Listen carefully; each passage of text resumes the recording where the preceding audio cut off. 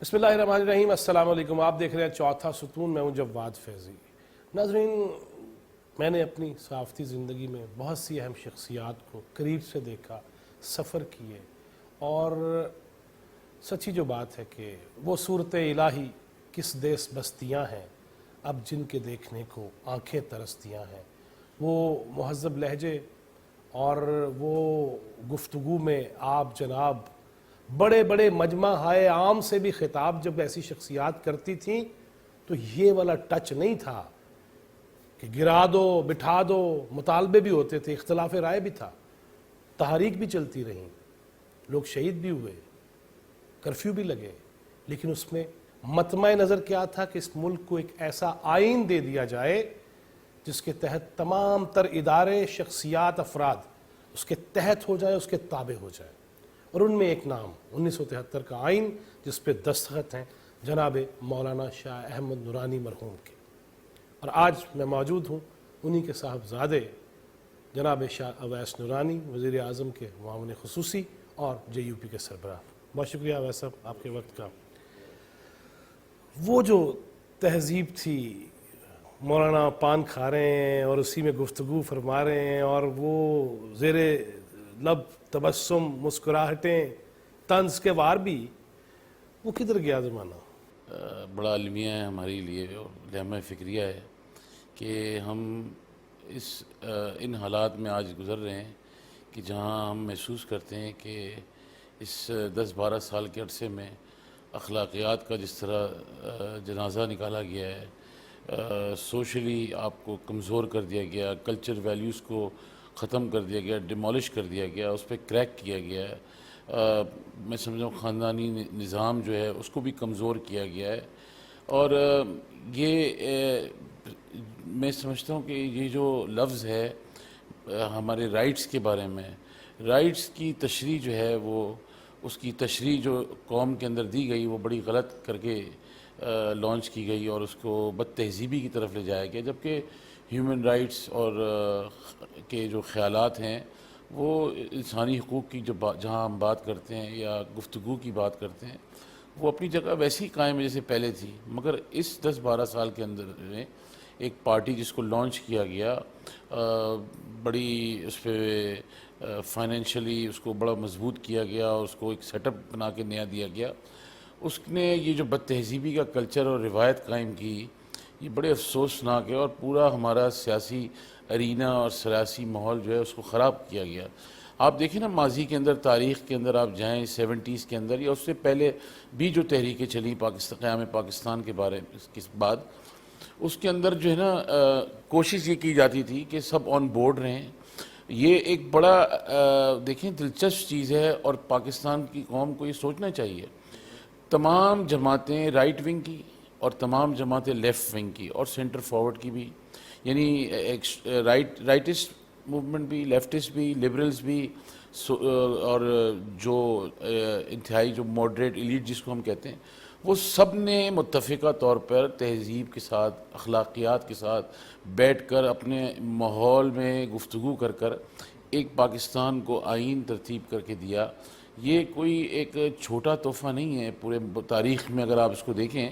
ایک تو یہ ہے نا کہ جی وہ کہتے ہیں نا کہ جی مولویوں نے آئین بنایا ہے، ایسا نہیں ہے، بالکل مختلف چیز ہے کہ آپ دیکھیں تمام اکابر اور اسلاف جو ہیں وہ بیٹھے آپس میں اختلاف رائے ہونے کے باوجود نظریے کی بنیاد کے اوپر پاکستان کی بنیاد کو مضبوط کرنے کے لیے، پاکستان کو تشخص دینے کے لیے، اسلامی جمہوریہ Pakistan, Islamic republic of Pakistan کا نام دینے کے لیے، اس کی حدود کا تعین کرنے کے لیے، اس کی امپلیمنٹیشن کرنے کے لیے ایک پاکستان کو دستور دیا۔ اور دیکھیں آپ ماشاءاللہ سالہ سال گزر گئے اور الحمدللہ اس میں جن احباب نے حصہ ڈالا، اللہ تعالیٰ ان کی درجات کو بلند کر اور مغفرت فرمائے ان کی۔ اویس بھائی، آگے چل کے بات کرتے ہیں آئین کی مزید، پارلیمنٹ کی، عدالتوں کی اور باقی سب چیزوں کی، آرمی ایکٹ کی بھی، لیکن مجھے یہ بتائیے گا کہ جس طرح تحریک نظام مصطفیٰ بھی چلی، پھر اس کے بعد ہم نے دیکھا ایک صاحب آئے، انہوں نے مصطفی انقلاب کا نعرہ بلند کر دیا اور کفن بھی لہرائے انہوں نے۔ اس کے بعد ہم دیکھتے ہیں کہ ان سے بھی بڑھ کے، وہ جو ان کے کزن ہیں، ان سے بھی بڑھ کے انہوں نے ریاست مدینہ کی بات کر دی۔ اب ریاست مدینہ کا نعرہ دعویٰ اس کو اب کیسے کہہ سکتے ہیں کہ مذہب سے دور کرنا یا لبرلزم کرنا؟ ریاست مدینہ تو ریاست مدینہ ہے نا. جو مصطفی انقلاب کی جہاں بات کرتے ہیں وہ تو ایک گروتھ ہے، اور اس کی آپ تہہ میں اگر جائیں تو وہ بھی ایک فاشسٹ گروہ ہے، اور جلاؤ گھراؤ کی سیاست اور غیر پارلیمانی طریقے سے چاہنا کہ پی ٹی وی کی بلڈنگوں پہ قبضہ کرنا، پارلیمنٹ کے ہاؤس کے اندر گھس کے قبضہ کرنا، قبریں کھودنا، اور باہر جو ہے وہ گرمی شدید ہو رہی ہے اور وہ برفانی ٹوپی پہن کر انقلاب کا نعرہ لگانا، یہ سب ایک یعنی غیر سنجیدہ قسم کی حرکات ہیں جو میرے خیال سے اس سیاسی اکھاڑے کے اندر نہیں آتی ہیں.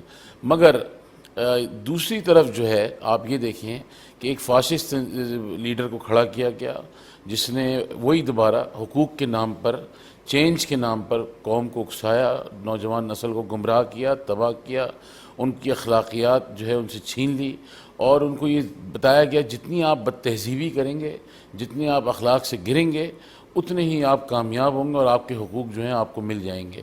چنانچہ اس کے ثمرات جو ہیں 10-12 سال کے اندر، 15 سال کے اندر آپ کو نظر آنا شروع ہو گئے ہیں کہ یہ جو نئی جو جنریشن ہے ہماری، یہ بڑی متاثر ہے اس جماعت سے، اس گروہ سے اور ان کے سربراہ سے. حالانکہ اس سے برعکس ہے، اس تاریخ کے اندر اتنی بد زبان اور بد کلامی کسی لیڈر فاشسٹ نے نہیں کری.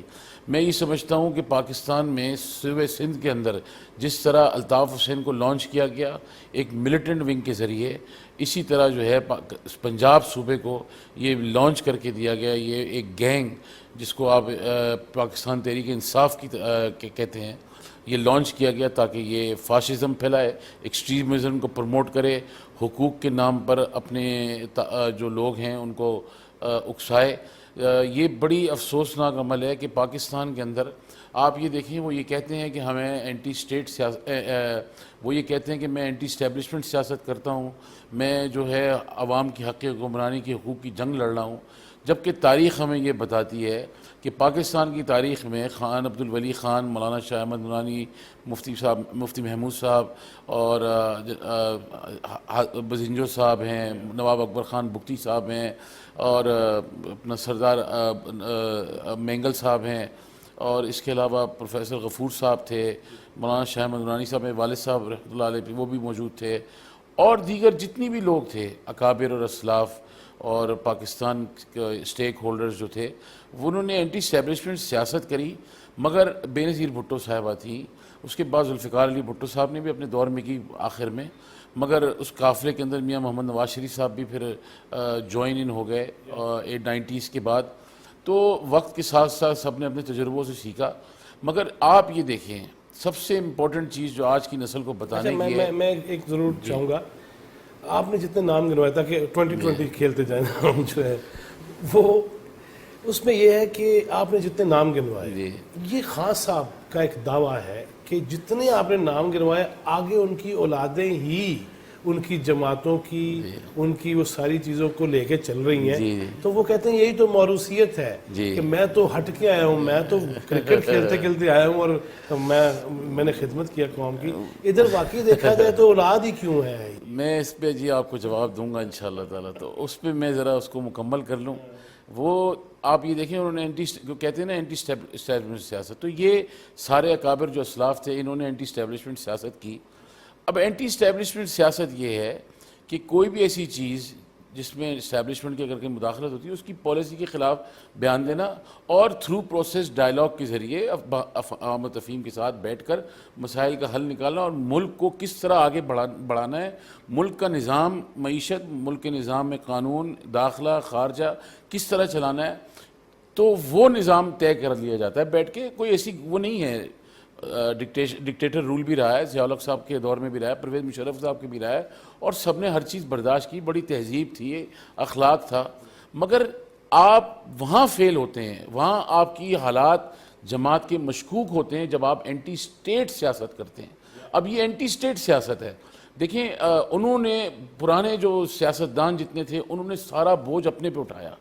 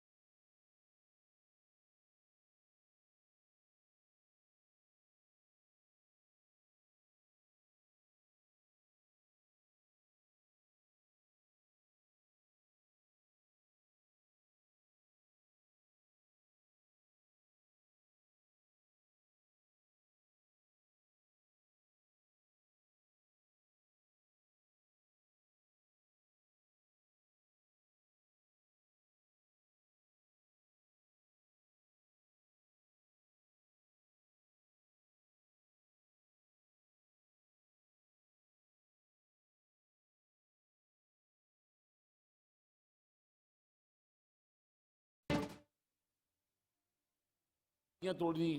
دیکھیں نا جمعیت علماء پاکستان بھی توڑی گئی, جے یو آئی کو بھی ڈیمیج کیا گیا, پاکستان پیپلز پارٹی کو بھی ڈیمیج کیا گیا, مسلم لیگ نون کو تقسیم کیا گیا, فنکشنل لیگ بنائی گئی, پارلیمنٹیرینز بنائی گئی پیپلز پارٹی کی, طرح طرح کی چیزیں بنائی گئی. دیکھیں اب اس میں ایک بہت بڑا نام اصغر خان صاحب کا بھی ہے, تحریک استقلال کا, جو اینٹی اسٹیبلشمنٹ تھی, مگر کبھی بھی ان سارے لوگوں نے بیٹھ کر اپنے اسٹیج سے یہ نہیں کہا عوام کو کہ اٹھو کھڑے ہو, جلاؤ گھیراؤ کرو, املاک کو توڑو, ملک کو نقصان پہنچاؤ. اور یہ تاریخ میں جو بدترین ہوا ہے کہ آپ اپنے جو شہداء ہیں ان کے مجسموں کو جلانا, جنرل ہیڈ کوارٹر پہ حملہ کرنا, جناح ہاؤس پہ حملہ کرنا, یہ وہی چیزیں ہیں جو صوبے سندھ کے اندر ورغلا کر ملیٹنٹ ونگ لگا کر ان سے کرائی گئی. یہی حال اب پنجاب میں کیا جا رہا ہے, پنجاب کو ڈسٹرب کرنے کے لیے اور پنجاب کے اندر افراتفری پھیلانے کے لیے, تعصب پھیلانے کے لیے, جلاؤ گھیراؤ کی سیاست, فساد کی جو سیاست ہے اس کو ترجیح دینے کے لیے یہ سارا کام کرایا گیا ہے. دیکھیں وہ یہ کہتے ہیں کہ الیکشن کرا دیں. بھئی آپ نے تو 2 اسمبلیاں آپ کے پاس تھیں, گلگت بلتستان بھی تھی, کشمیر بھی تھی, آپ نے اپنی اسمبلیاں ڈیزالو کر دیں.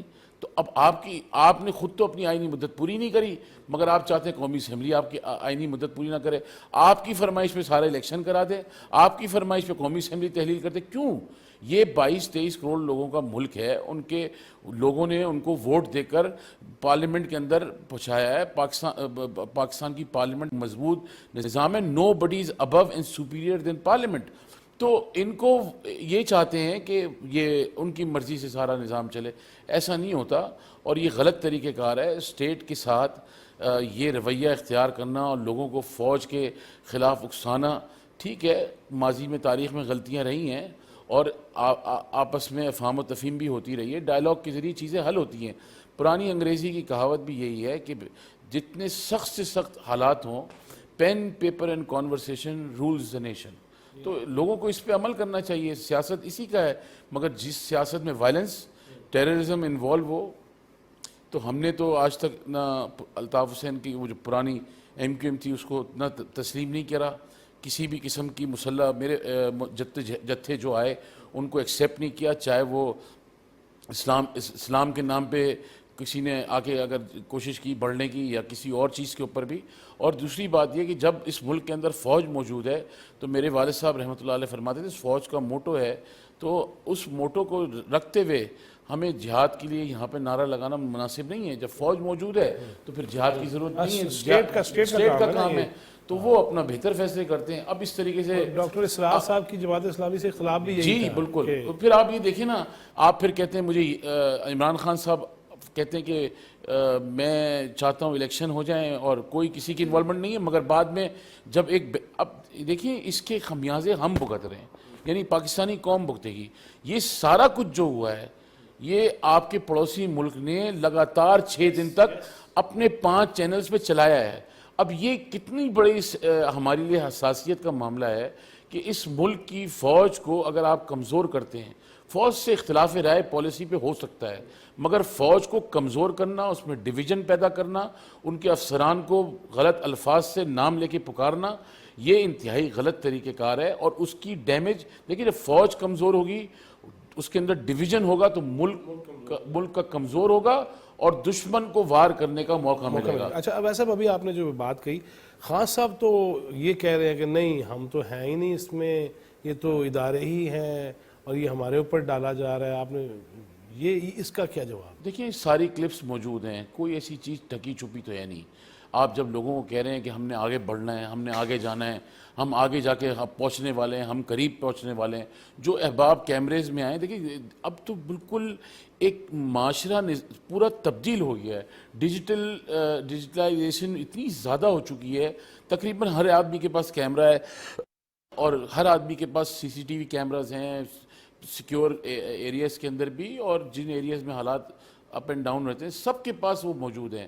تو میرا نہیں خیال ہے کوئی ان کی اس بات میں وزن ہے. انہوں نے تو پھر بھی کہا, ایک افسوسناک بات یہ ہے کہ وہ فورن میڈیا پہ آ کے کہتے ہیں کہ everything is done by one man and that is the army chief. انہوں نے کورٹ روم میں بیٹھ کے یہ بات بولی. ایک طرف کہتے ہیں میں تو سب کچھ جو ہے وہ سمجھوتا کرنا چاہتا ہوں, حالات کو بہتر کرنا چاہتا ہوں, اوپر سے آپ ایک شخص جو جس کا کہیں نام نہیں ہے اس پورے اس معاملے میں، آپ اس کو ٹارگٹ کرتے ہیں کہ بھئی یہ جو شخص ہے آرمی چیف ہے، تو فورن میڈیا پہ کہنے کی کیا تک بنتی ہے؟ آپ کیوں دیکھیں نا، خان صاحب کے لیے فورن میڈیا اچھل رہا ہے، یعنی جو چینلز اسرائیل کی ٹی وی جو بیک پش پناہی کر رہے ہیں، جن چینلز کی انڈیا پش پناہی کر رہا ہے، جن چینلز کی امریکہ پش پناہی کر رہا ہے، امریکہ کے جو سو کال لیڈرز ہیں جن کو آج خیال آ رہا ہے کہ ہیومن رائٹ وائلیشن ہو رہی ہے پاکستان میں اس پہ نا، میں کبھی کبھار آج میں نے 3-4 بیان پڑھے ہیں، کل بھی میں نے دیکھے، میں اپنی اس الفاظ جو ہے نا ذرا تھوڑا اس کو میں دبا کے اور ٹیمپر اپنا نیچے کر کے کروں، ورنہ مجھے بڑا غصہ ہے اس بات پہ۔ یہ کہہ رہے ہیں امریکنز ہیں یا انڈین ہیں اور جو دوسرے احباب ہیں، وہ کہہ رہے ہیں ہیومن رائٹ وائلیشن ہو رہی ہے۔ کبھی امریکہ سے کوئی پوچھ سکتا ہے کہ اسرائیل میں جو ہیومن رائٹ وائلیشن ہو رہی ہے اس کا کیا حساب ہوگا؟ ان سے کوئی پوچھے کہ کشمیر میں جو ہیومن رائٹ وائلیشن ہو رہی ہے اس کا کیا ہوگا؟ وہ وائلیشنز آپ کو نظر نہیں آتی۔ اور پاکستان میں اگر اسٹیٹ ایلیمنٹ کے خلاف کوئی گینگ کھڑا ہو گیا ہے اور اگر اس کے خلاف آپریشن ہو رہا ہے تو وہ آپ کو ہیومن رائٹس نظر آ رہا ہے۔ تو ہیومن رائٹس کا درس جو ہمیں انٹرنیشنل کمیونٹی دیتی ہے وہ افسوسناک ہے۔ پہلے وہ امپلیمنٹ خود کریں۔ دیکھیں عراق کے اندر ہیومن رائٹس وائلیشن ہوئی، افغانستان میں ہیومن رائٹس وائلیشن ہوئی، سوڈان کے اندر ہوئی، Bosnia, Chechnya, you name it, تمام ریاست، لیبیا، برما، سب جگہ ہیومن رائٹ، کشمیر اب تک چل رہا ہے۔ اس کے باوجود فلسطین قبلہ اول ہمارا، ہر جگہ ہیومن رائٹ وائلیشن ہو رہی ہے، مگر وہ ان کو نظر نہیں آتی۔ وہ صرف نظر آتی ہے جو ان کا لاڈلا انہوں نے 20 سال محنت کر کے پال پوس کے گود لے کے بڑا کیا، اس کی اگر اس پہ کوئی آنچ آ جائے تو امریکہ بھی پریشان ہے، اسرائیل بھی پریشان ہے اور انڈیا بھی پریشان ہے۔ تو یہ ٹرائیکا جو ہے اس نے اس کی پش پناہی پہ فورن فنڈنگ کا کیس اس بات کی شہادت دیتا ہے، گواہی دیتا ہے کہ عمران خان صاحب خود اس منی لانڈرنگ کے اندر، منی اسکیم کے اندر یہ موجود ہیں۔ یہ جو دہشت گردوں کا ایک گینگ ہوتا تھا نا جنوبی پنجاب میں، چھوٹو گینگ، یہ چھوٹو گینگ سے بڑا گینگ ہے گینگ۔ جی بالکل گینگ ہے، گروہ ہے۔ اچھا 2-3 اسی آپ کی گفتگو سے سوال نکلے ہیں۔ ایک یہ آپ نے کہا کہ ماضی میں اسٹیبلشمنٹ نے جماعتوں کو توڑوایا، گروپس بنوائے، جماعت اسلامی کا کیوں نہیں بنتا گروپ کوئی؟ اس کی کیا وجہ ہے؟ دیکھیں جماعت اسلامی جو ہے وہ بیسیکلی ایک ویلفیئر جماعت ہے اور پارٹ ٹائم جو ہے وہ اپنی پولیٹیکل ان کی سٹرگل ہے، مگر جماعت اسلامی میں جو ٹرن آؤٹ آیا وہ قاضی حسین احمد مرحوم رحمۃ اللہ علیہ کے جانے کی عمارت کے مقصد پہ جب فائز تھے، اس دوران میں ایک ڈراسٹک چینج آیا جماعت اسلامی میں، اور انہوں نے تمام مکاتب فکر کے لیے، دوسری جماعتوں کے لیے جماعت اسلامی نے انہوں نے دروازہ کھولا اور مذہبی مانگی کی۔ اس میں دیکھیں نا مولانا فضل الرحمان صاحب کا ایک بہت بڑا رول ہے، قاضی حسین احمد صاحب کا ایک بہت بڑا رول ہے، پروفیسر ساجد میر صاحب کا ایک بہت بڑا رول ہے، جناب محترم ساجد نقوی صاحب کا بڑا رول ہے، والد صاحب رحمۃ اللہ علیہ کے۔ دیکھیں نا ملک کے اندر جہاں جہاں اب یہ کہتے ہیں نا کہ مولوی جو ہے یہ بعض دفعہ جو ایلیٹ ہماری یا ایکسٹریم لبرلز ہیں وہ یہ کہتے ہیں مولوی فساد کی جڑ ہے، مولوی نے سارا نظام خراب کیا ہے، جبکہ اس سے برعکس ہے۔ اس ملک کے اندر جب بھی فرقہ وارانہ فساد ہوا ہے ہمیشہ علماء کرام کھڑے ہوئے۔ اس کی بنیاد دیکھیں، افغانستان میں مسئلہ ہوا، مولانا فضل الرحمان صاحب اور والد صاحب رحمۃ اللہ علیہ ان دونوں نے مل کر افغان جہاد کونسل کے ذریعے اپنی نمائندگی کری، پاکستان سے جو امن کا درس دیا جا سکتا تھا وہ دیا۔ اس کے بعد آپ دیکھیں ملک میں اندر شیعہ، سنی، بریلوی، دیوبندی، وہابی فساد کرایا گیا، ملی یکجہتی کونسل بنی۔ ملی یکجہتی کونسل بنانے کے بعد اس ملک کے اندر نہ امام بارگاہ جلی، نہ اہل تشیع حضرات کے جلوسوں پہ حملے ہوئے، نہ 9 محرم کی اندر کوئی پریشانی ہوئی، نہ 10 محرم میں پریشانی ہوئی، نہ 12 ربیع الاول کو پریشانی ہوئی۔ الٹا آپ یہ دیکھیں اس بننے کے بعد رشتوں کے اندر جو آپ رویوں کے اندر جب تبدیلی لے کے آتے ہیں، ریاست کے ساتھ آپ کی اٹیچمنٹ ہوتی ہے، ملک کا نظام چلانے کے لیے ایک ماحول کریٹ کیا جاتا ہے، تو اس میں دینی جماعتیں اپنا رول ضرور پلے کرتی ہیں، گرچہ ان کو حصہ کم ملتا ہے یا دیا جاتا ہے یا جس طرح بھی آپ کہیں اس کو، مگر دینی جماعتوں کا، ان کے اکابر کا، ان کے اسلاف کا بہت بڑا رول ہے۔ اور آپ یہ دیکھیں، یہ میں آپ کو گارنٹی سے کہتا ہوں، جس زمانے میں ملی یکجہتی کونسل بنی تھی اس وقت پیک پہ تھا شیعہ اور سنی فساد۔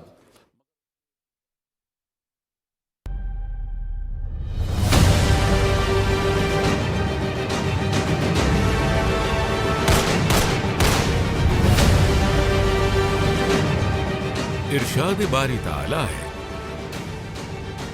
जब इनसे कहा जाता है कि जमीन में फसाद ना डालो तो जवाब देते हैं कि हम ही तो इस्लाह करने वाले हैं, खबरदार।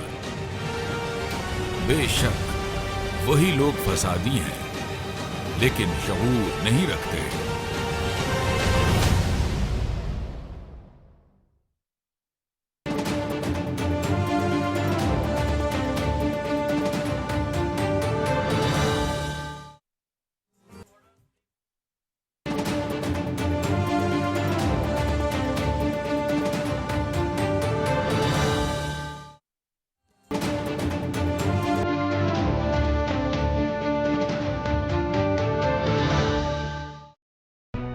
वो कौन था जिसने मासूम बच्चों के स्कूल पर हमला किया,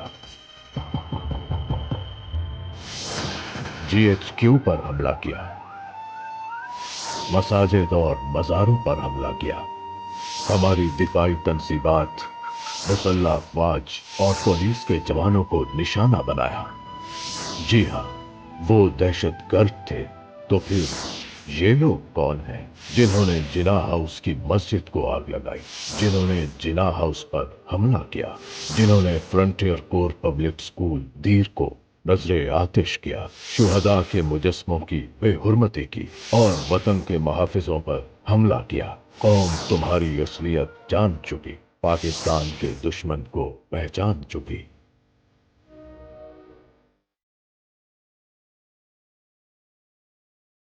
बैठे और उसमें हर मकतब फिक्र का शख्स 12 जो जमातें थी, बिल्कुल 12 जी, 12 जमातें, जमातें थी और yes. मौलाना जितने भी उलमा थे Yes, उन्होंने अपना तमाम तर। भरपूर तरीके से रोल प्ले किया। तो ये एक है। उसके बाद उन्होंने महसूस किया कि इस मुल्क को चलाने के लिए हमें एक सियासी कुव्वत बनाना है। तो मुत्तहिदा मजलिस से अमल बन के आई, जिसको ये कह देते हैं कभी कभार मुल्ला मिलिट्री अलायंस। अब हम भी कह सकते हैं कि वो माजी में जो अलायंस बने थे वो कौन से अलायंस थे। मुल्ला मिलिट्री अलायंस तो आप कह देते हैं, मगर हालांकि ऐसा नहीं था। वो एक कॉन्सेप्ट निकाल के लेके आए थे कि उलमा, वैसे कुछ नहीं था। ऐसा कुछ भी नहीं था। देखिए ना, जो वोट बैंक डिस्ट्रीब्यूट था एक दूसरे के आमने सामने खड़े होते थे। अब JUI का अगर कोई कैंडिडेट है, वहाँ JUP का कैंडिडेट है, वहाँ जमात इस्लामी का कैंडिडेट है, वहाँ साजिद मीर साहब का भी कैंडिडेट है, वहाँ साजिद नकवी साहब का भी कैंडिडेट। तो पांचों मिलकर अपना एक वोट बैंक लिया। और उसमें सबसे अच्छी बात ये कि बहुत बड़ी बात है कि उन्होंने अपने जो मैनिफेस्टो था उसमें सबने इत्तेफाक राय किया और जितने भी उम्मीदवार खड़े हुए जीत कर आए असेंबली में, आप देख लीजिए उन्होंने डिलीवर किया। KPK की असेंबली में भरपूर तरीके से MMA की हुकूमत थी, वो डिलीवर करी। बलूचिस्तान में आधा हिस्सा था, भरपूर तरीके से डिलीवर किया। कौमी असेंबली में भरपूर नुमाइंदगी करी। तो इस तरह नहीं है, मतलब एक रोल उन्होंने प्ले किया। मगर अगेन आज भी देख लें आप, हम इकट्ठे सब बैठते हैं, ये सब चीज़ें जो है ना, देखें अखलाक से, रवैयों से तब्दीली इंसान माहौल में लेके आता है और एक बेहतर मुस्तकबिल पाकिस्तान के लिए करे। देखिए कोई भी डाउटफुल लीडर नहीं है कि खुदा न खास्ता कोई स्टेट के खिलाफ है। अच्छा जी, ये बताइए कि इलेक्शन कब हो रहे हैं? इलेक्शन अपनी आइनी मुद्दत जब पूरी होगी उस पर इलेक्शन हो जाएंगे और डेट अनाउंस हो जाएगी। मगर ये नहीं हो सकता कि खान साहब की फरमाइश पे इलेक्शन जो है गवर्नमेंट अपनी मुद्दत पूरी करके इलेक्शन कराएगी, इलेक्शन हो जाएंगे। अच्छा, ये मुझे फरमाइए कि हमने इंटरनली माजी में भी गए और जहाँ आपने याद कराया ना, सच्ची बात है, तमाम तर उलमा, मैं नाज़रीन को भी बताऊंगा कि मैं वो रिपोर्टर था और अवैस भाई को पता है, कोयटा हो, कराची हो, इस्लामाबाद हो, लाहौर हो, बूरबन हो, पेशावर हो, मैं हर इजलास में ख़ुद मौजूद होता था रिपोर्टिंग के लिए। और जितने नाम लिए हैं, अल्लाह ताला मग़फ़िरत फरमाए और हमें भी मुल्क के बारे में सोचने की हिम्मत दे।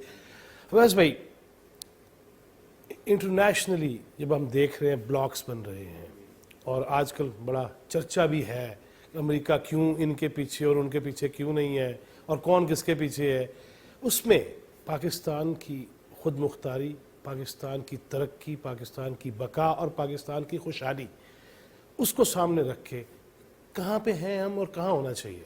2018 का इलेक्शन जो प्लान किया गया इस मुल्क के अंदर, एक मखसूस ब्लॉक तैयार करने के लिए तैयार किया गया और उस पूरे 4 साल के अरसे में एक आइसोलेशन के दौर में फ़ॉरेन पॉलिसी पाकिस्तान की गई। तारीख़ की सबसे बदतरीन पॉलिसी अगर रही है तो वो 2018 के टेन्योर से लेकर 2022 अप्रैल तक وہ رہی, آئسولیشن کے اندر تھی. آپ دیکھ لیجئے, آپ نوٹ کریں, آپ کے تمام دوست ممالک سعودیہ, امارات, قطر, حتیٰ ایران اور آپ کے افغانستان, آپ کے جو دوسرے الائز سے دوسرے ممالک کے, یورپی یونینز وغیرہ کے, حتیٰ امریکز بھی ایک زمانے میں تو نہیں مگر بیہائنڈ دا سین وہ تو فیور کرتے تھے. خیر وہ لوگ, یہ جو قریبی ہماری ریاستیں تھیں جو ہمارے اچھے اور برے وقت میں ہمارے ساتھ رہیں, جو جب ہمیں فائنینشیل پرابلمز اور کرنچ آئے انہوں نے ہمیں ہمیشہ سپورٹ کیا اور ہیلپ آؤٹ کیا, اور یہ ابھی سے شروع سے ہے. مگر ان کے دور میں جو آئسولیٹ ہوئے ہم, انہوں نے آ کے سی پیک, دیکھیں میں اس پہ بعد میں آؤں گا, سی پیک کو رول بیک کیا, جتنی بھی آپ کی جو پروجیکٹس تھے اس کو بند کیا. جو دیکھیں نا پروجیکٹ تو اگر میاں نواز شریف صاحب نے کسی جگہ لگایا ہے تو انہوں نے اپنی ذات کے لیے تو نہیں لگایا. اگر کل حکومت میں جو پیپلز پارٹی کی حکومت آتی ہے, زرداری صاحب یا بلاول صاحب کوئی پروجیکٹ اناؤنس کرتے ہیں تو وہ انہوں نے وہ پروجیکٹ اٹھا کے لڑکانا تو نہیں لے کے جانا, یا میاں نواز شریف صاحب نے وہ پروجیکٹ اٹھا کے رائیونڈ تو نہیں لے جانا. تو عام ایک آدمی جو دیکھیں نا اس کے مستقبل کے لیے, اس کی آسانی کے لیے میٹرو بنی, یا وہ جس کو انہوں نے جنگلہ بس کہہ کے پکارتے تھے, یہ بڑا افسوسناک ہے. اورنج ٹرین لگائی میاں نواز شریف صاحب نے, یہ ساری سہولتیں ایک عام آدمی کے لیے. تو آئسولیشن میں ہم ان کی فورن پالیسی کی وجہ سے گئے. آپ یہ دیکھیں کتنا ایک سال کے اس ٹینیور کے اندر بلاول صاحب جو کہ ایکسپیرینس تجربے کار نہیں تھے, مگر آپ یہ دیکھیں کس طرح اس نے پاکستان کو ریپرزینٹ کیا.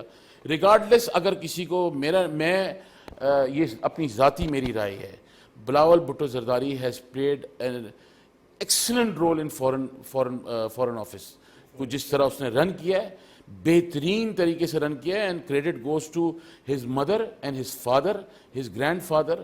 ظاہر ہے فیملی کی پشت ہے جو اس کے اوپر, اور ان کی ایک روایت ہے, ان کا تجربہ ہے ماضی میں.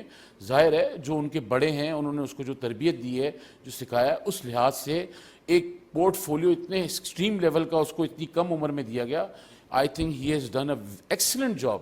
اور یہ کہتے ہیں نا کہ وہ ایسے ملکوں میں چلا جاتا ہے جہاں پہ کوئی گیا ہی نہیں آج تک, تو دیکھیں وہ جہاں جاتا ہے پاکستان کو ریپرزینٹ کرتا ہے. اس کے خلاف اگر کوئی مظاہرے ہوتے ہیں انڈیا کے اندر تو وہ کس کی بنیاد ہیومن رائٹس وائلیشن کے اوپر ہے, کیونکہ اس نے کہا ہے نا کہ مودی از اے بچر آف گجرات. اس کے اوپر اگر اس کی کوئی مخالفت, وہ تو پاکستان کے لیے کہا ہے نا, ورنہ وہ بھی جا کے کہتا بھائی مجھے کیا ضرورت ہے بولنے کی, میں اپنا فورن آفس چلاؤں, دورہ کروں, کھاؤں پیوں, واپس آ جاؤں. بٹ اس نے ایک جامع مضبوط پالیسی بلاول نے بنائی, اور فورن آفس کو, فورن پاکستان کو جس طرح اس نے ریپرزینٹ کیا, میں سمجھتا ہوں اس کے لیے میں اس کو پورا کریڈٹ دیتا ہوں ماشاءاللہ. دوسری آپ نے بات کہی موروثی سیاست کی, دیکھیں میں اس پہ آنا نہیں چاہتا ہوں مگر یہ اچھی بات نہیں ہے. ذوالفقار علی بھٹو مرحوم کے بعد شہید جو ان کو کیا گیا, پھانسی دی گئی تخت دار پہ, ایک سیاسی طور پہ ان کو پھانسی دے کے لٹکایا گیا. ان کے بعد ان کی بیٹی آئیں, انہوں نے سیاست کری, انہوں نے اپنی جان کا نذرانہ اس ملک کے لیے دیا. مفتی صاحب محمود صاحب رحمۃ اللہ علیہ کے جانے کے بعد مولانا فضل الرحمان صاحب اپنی پارٹی کے اندر ایک کارکن کے حصے سے شروع میں کام کیا, اس کے بعد سیکرٹری جنرل بنے, اور کئی برسوں کے بعد جا کے وہ امارت کے منصب پہ فائز ہوئے, جب ان کی شورا نے ان کو کھڑا کر کے کیا, میرٹ پہ آئے وہ. اسی طرح آپ میاں نواز شریف صاحب کو دیکھ لیجئے, مریم بی بی جب آئی ہیں تو وہ پہلے تو وہ اپنا کام کرتی رہیں جس طرح بھی وہ کرتی تھی پارٹی کے اندر, اس کے بعد ان کو نائب صدر بنایا گیا, اس کے بعد ان کو سینئر نائب صدر اور چیف آرگنائزر بنایا گیا. جو لوگ بچے اپنی خاندان کے اندر وہ چیزیں اپنا ماحول دیکھتے ہیں, اڈاپٹ کرتے ہیں, اور یہ انبیاء کی سنت بھی, اس پہ میں طویل ہم بحث بھی کر سکتے ہیں. موروثی سیاست کوئی عیب نہیں ہے, جی موروثی سیاست کوئی عیب نہیں. ہاں مگر خان صاحب کے لیے عیب کیوں ہے؟ خان صاحب کو خود نہیں معلوم ان کے بچے کتنے ہیں, ان کا بے فون مکمل نہیں ہے, ان کے بے فون میں 2 بچے ہیں اور باقیوں کی انٹری نہیں ہے, جو کہ ان کی سابقہ اہلیہ نے کتاب میں لکھا ہے کہ ان کے ان گنت بچے ہیں. اب جس آدمی کو موروثی سیاست کا لفظ استعمال کرنا تو آتا ہے مگر اپنا بے فارم مکمل کرنا نہیں آتا, وہ قابل افسوسناک عمل ہے. اچھا جی, سعودی عرب کے نائب وزیر داخلہ آئے, جی اور پھر گزشتہ روز میاں شہباز شریف صاحب نے ایرانی صدر کے ساتھ مل کے جی بارڈر پہ جہاں مارکیٹ کا افتتاح ہوا، 100 میگا واٹ بجلی کا معاملہ ہوا، یہ کیا دیکھ رہے ہیں؟ ایک وقت تھا جب فلور پہ کہا جاتا تھا اسمبلی کے کہ ایران اور سعودی عرب کی پراکسی وار ہمارے یہاں لڑی گئی، اور اب ہم یہ دیکھ رہے ہیں کہ دونوں طرف یوں کر کے مزید قربتیں مزید اور دروازے بھی کھل رہے ہیں۔ میں یہ سمجھتا ہوں، دیکھیں ہمارے جو پڑوسی ممالک ہیں اس میں جو خلیشیں اور رنجشیں تھیں وہ میرے خیال سے وقت کے ساتھ ساتھ حالات کو دیکھتے ہوئے، دنیا کے تقاضے کو پورا کرتے ہوئے خلیشوں میں ایک رویوں کی وجہ سے تبدیلی آئی، نرمی پیدا کی، اور چائنا نے اپنا رول پلے کیا، سعودی عرب اور ایران کو ایک کمبائنڈ جسچر میں لا کے بٹھایا اور ایک ٹریڈ کا سسٹم اور سفارتی تعلقات کو بحال کیا۔ ایک بہت اچھی چیز ہے، کوئی بری چیز نہیں ہے، مگر میں یہ سمجھتا ہوں کہ جو ہمارے قریبی ممالک ہیں، جس میں اب آپ سمجھیں کہ رشیا بھی آنے والا ہے، آ گیا ہے تقریباً، تو یہ ایک اچھا میں سمجھتا ہوں بلاک ہے، ترکی بھی اگر اس میں شامل ہوتا ہے۔ اور جہاں تک سعودی عرب کا تعلق ہے، دیکھیں پاکستان کا ایک تو روحانی تعلق ہے سعودی عرب سے، ٹھیک ہے، وہ مکہ معظمہ اور مدینہ منورہ کی طرف سے ہے، اور اس میں دیکھیں نا ہر ایک کا اپنا ایک عشق کا نظام ہے، پیمانہ ہے۔ اس کے لیے ایک شعر یہ بھی ہے نا، طیبہ نہ صحیح افضل مکہ ہی زاہد، ہم تو عشق کے بندے ہیں کیوں بات بڑھائیے۔ تو اس میں آپ نوٹ کریں کہ thick and thin Saudi Arab have always stand with Pakistan, ہمیشہ رہا ہے۔ اب محمد بن سلمان نے اپنے والد کی موجودگی کے اندر جب کراؤن پرنس بنے اور انہوں نے آ کے جو چینجز کیے ڈراسٹک، وہ مغرب بھی خود پریشان ہے کہ یہ کیسی طرح چینج کر دی۔ دیکھیں نا، ان کو کہا جاتا تھا کہ یہ بڑے بیکورڈ قسم کے لوگ ہیں، بیکورڈ قسم کے لوگ ہیں۔ آج آپ دیکھیں وہ 2030 ویژن کے نام سے انہوں نے جو پروجیکٹ لانچ کیا ہے، وہ دنیا کے اندر اس نے ایک اس طرح پروجیکٹ اناؤنس کیا کہ دیکھتی رہ جائے گی۔ ٹھیک ہے، وقت کے ساتھ حالات تبدیل ہوئے، مگر آپ دیکھیں محمد بن سلمان کا جو ریشیو ہے وہ 68% پہ آج پہنچا ہوا ہے اپنے ملک کے اندر، جو اس کو نوجوان لوگ پسند کرتے ہیں۔ مگر اس کے ساتھ ایک چیز ایڈ کریں، آپ دیکھیں انٹرنیشنل میڈیا میں اس نے بیٹھ کر تمام مسلمان ممالکوں کا مقدمہ لڑا ہے۔ ان سے محمد بن سلمان سے سوال ہوا کہ آپ سعودی عرب اور پاکستان دنیا کے اندر جو خطہ تیار ہو رہا ہے، ان بلاکس کے اندر کیا چینج محسوس کرتے ہیں؟ اس نے کہا میں خود سعودی ہوں، بحرین، کویت، عمان، قطر، باوجود کہ میرے اس وقت اختلاف تھے، اب کوئی اختلاف نہیں ہے، دبئی، ایجپٹ، لیبیا، عراق، سب ممالک کے ساتھ مل کے ہم ٹریڈ کریں گے، اور جس طرح ہمارا جو آپ کا یورو بنا ہوا ہے ٹریڈ کا سسٹم، ہم انشاءاللہ تعالی خلیجی ٹریڈنگ شروع۔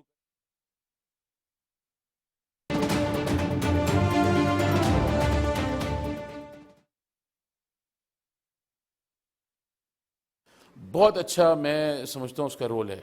جہاں پہ اب یہ الزام عائد ہو رہے ہیں خود پی ٹی آئی کے اوپر اپنے لوگوں کی جانب سے کہ یہ ملک دشمنی ہے، بڑا واضح پیغام آیا ہماری فوجی عسکری قیادت کی جانب سے بھی اور سیاسی قیادت کی جانب سے بھی، اور مشترکہ بیٹھ کے آیا کہ اس چیز کی اجازت نہیں دی جائے گی۔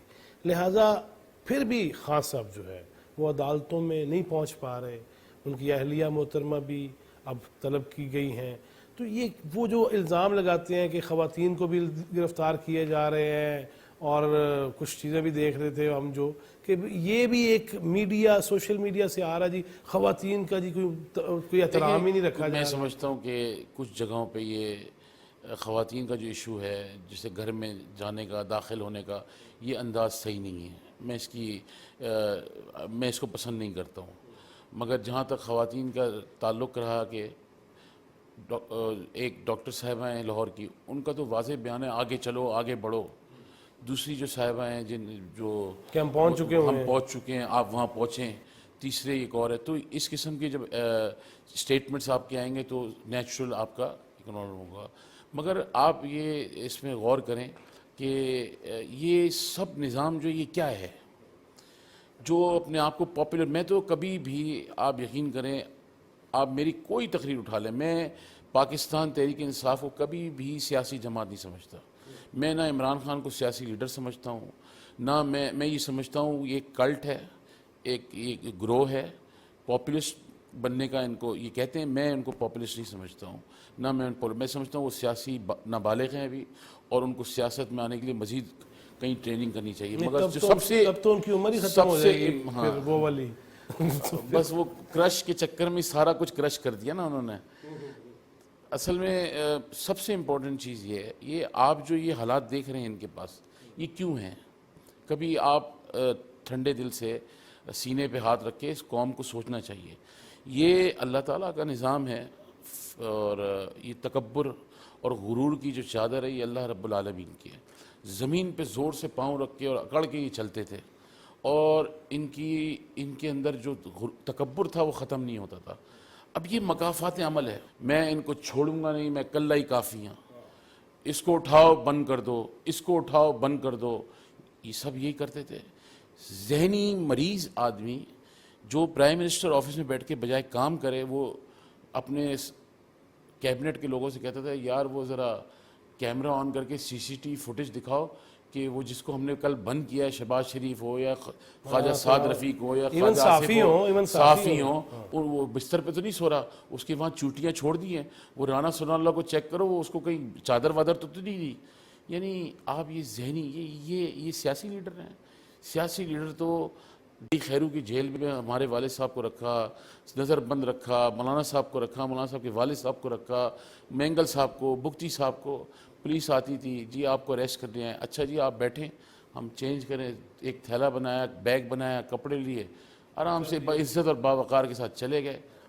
مگر آپ نے خود یہ ماحول فاشزم کا پیدا کیا ہے۔ یہ ری ایکشن پولیس کا جو آ رہا ہے، اسٹیٹ کا جو آ رہا ہے، یہ ان کا بنایا ہوا ری ایکشن ہے۔ میں آپ کو سیریس بتا رہا ہوں، this man Imran Khan should be behind the bars. یہ اسٹیبلشمنٹ کے لیے سوالیہ نشان ہے کہ اسٹیبلشمنٹ نے اس کو ابھی تک کھلا چھوڑا ہوا ہے۔ جو ہماری پیرامیٹر فورسز ہیں، ایک ایسے آدمی کو جس نے دیکھیں نا، یہ 5 دن انڈیا نے کوئی کام نہیں کیا ماں سوائے پاکستان کے اسٹیٹ کی جڑیں ہلا کے رکھ دی، آپ نے اس کو کھلا چھوڑا۔ بلکہ افسوس کا اظہار کیا انہوں نے کہ آپ نے کن لوگوں انہوں نے اپنے انٹرویو میں اپنے پینل میں کہا کہ ہمیں خوشی ہے کہ عمران خان دوبارہ وزیر اعظم بن جائے جو اسی طرح رہے اور فوج میں، اسٹیٹ میں اور قوم میں تقسیم پیدا کرے۔ تو یہ this man should be behind the bars. اور یہ جوڈیشل سسٹم جو یہاں کا پاکستان کا ہے، یہ ججز جو بیٹھ کے بینچز پہ فیصلہ کرتے ہیں، لاکھوں لوگ انتظار ہیں ان کے انصاف کے لیے، ان کے لیے کوئی فیصلہ نہیں ہے۔ عدالتیں اس وقت پولیٹیسائز ہو چکی ہیں، اور حل یہی ہے کہ سب کو ایک جگہ بیٹھنا پڑے گا۔ جو فاشزم اور ٹیررزم پھیلائیں گے ان کے ساتھ کوئی ڈائلاگ نہیں ہو سکتا، نہیں ہوگا، بالکل نہیں ہونا چاہیے۔ میں سمجھتا ہوں ہم نے بھی وزیر اعظم کی جو کابینہ کا اجلاس تھا، مولانا فضل الرحمان صاحب تھے، میں تھا، اور شاید عوامی نیشنل پارٹی، میرا خیال انہوں نے بھی اس وقت رائے دی تھی کہ ہم ڈائلاگ نہیں کرنا چاہتے ہیں، مگر انہوں نے شاید بعد میں کی ہوگی، پھر انہوں نے اے پی سی بھی بلائی اور عمران خان صاحب نے۔ دیکھیں نا یہ کتنی بڑا المیہ ہے۔ آپ کو جب شہباز شریف صاحب اپوزیشن لیڈر بنے، میں شہباز شریف صاحب سے کسی چیز پہ اختلاف رائے رکھ سکتا ہوں، مگر شہباز شریف صاحب جب اسمبلی کے فلور پہ اپوزیشن کے لیڈر بنے، انہوں نے پہلے کہا کہ خان صاحب ہم سب کچھ بھول جاتے ہیں، آپ وزیر اعظم ہیں، آئیں ہم اکانومی چارٹر بنائیں اور اکنامک ریفارمز پلائیں اور ملک کی معاشی نظام کو بہتری کی طرف جائیں۔ میں ان سے بات ہی نہیں کروں گا، سب چور ہیں، وہ ایک ایماندار ہے۔ یعنی آپ یہ دیکھیں پورا ملک ہڑپ کر کے، پنجاب کا صوبہ بزدار کو بٹھا کے ہڑپ کیا گیا، کے پی کے کا صوبہ محمود خان کو اور اس کے پچھلے پرویز خٹک کو بٹھا کے ہڑپ کر لیا، اسلام آباد میں شہزاد اکبر، Zulfi Bukhari, you name it, سارے کرپٹ باہر سے لے کے آئے۔ یعنی 20 سال جن کارکنوں نے ان کے ساتھ کام کیا ان کو کوئی عہدہ نہیں دیا، باقی سارے وزراء کو لا کے امپورٹ کر کے بٹھایا گیا۔ یہ ہمیں امپورٹڈ حکومت کہتے ہیں، یہ خود سارے کابینہ کے اندر 8 سے 9 لوگ تو امپورٹڈ تھے، تو سارا انہوں نے کرپشن کیے، اب بھگتتے ہیں۔ آپ دیکھیں ان کے سامنے آ رہا ہے۔ جو لوگ پی ٹی آئی چھوڑ رہے ہیں اور معافیا مانگ رہے ہیں یا سیاست سے ہی کہہ رہے ہیں کہ کنارہ کشی، ظاہر ہے دل برداشت ہو گئی، کسی نے کبھی سوچا بھی نہیں تھا۔ دیکھیں فیضی صاحب، یہ ہمارے آپ کے سامنے کیمرہ مین بیٹھے ہیں، یہ بھی بیٹھے ہیں، یہ بھی آپ ہیں، میں ہوں۔ جب آپ سیاست کرتے ہیں نا، اس اوکے پولیٹکس چلتی رہے گی، مگر ونس آپ کو یہ پتہ نا کہ ہمارے بڑوں نے بزرگوں نے قربانیاں دے کے تکالیف دے کے یہ ملک کو کس طرح حاصل کیا، لاکھوں لوگوں نے اپنی جانوں کے نذرانے دیے اور یہ ملک حاصل کیا. اب جب آپ اس ملک کے خلاف کوئی ایک گینگ کھڑا ہو جائے بغاوت کے لیے اسٹیٹ کے لیے اور اس کی ملک کی جو ہے نا فوج کے خلاف یا ریاست کے خلاف کھڑا ہو جائے تو پھر انسان دل برداشتہ ہو جاتا ہے کہ یار اتنے سال خدمت کی ملک کی کیا